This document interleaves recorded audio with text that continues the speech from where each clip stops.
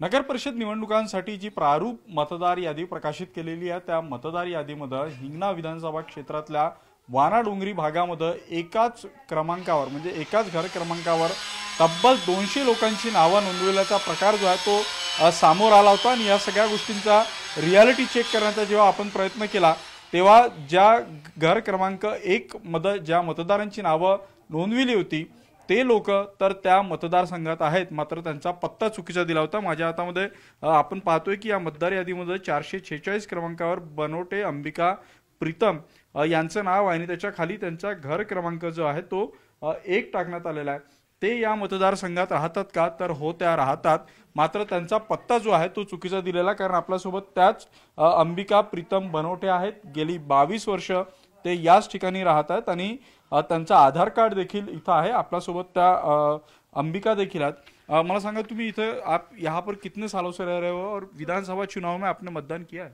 24 साल से रह रहे हैं हम लोग यहीं पे। आपने इसके पहले कभी मतदान किया? हाँ, मतदान किए हैं। 2-3 साल हो गए चालू मतदान। तो आपके पास निवडणूक कार्ड है क्या?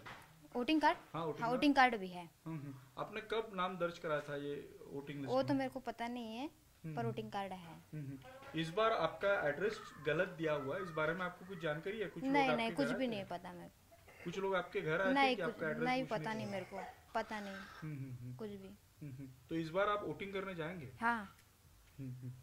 नक्कीच आपण पाहतोय की या रिअलिटी चेक मध्ये एक तर समोर आलेला आहे की या जे 200 नावं दिली होती त्या 200 नावातली काही लोक याच मतदारसंघामध्ये राहतात, फक्त त्यांचा पत्ता जो आहे तो चुकीचा दिलेला आहे। प्रशासकीय स्तरावर झालेला हा घोळ आहे।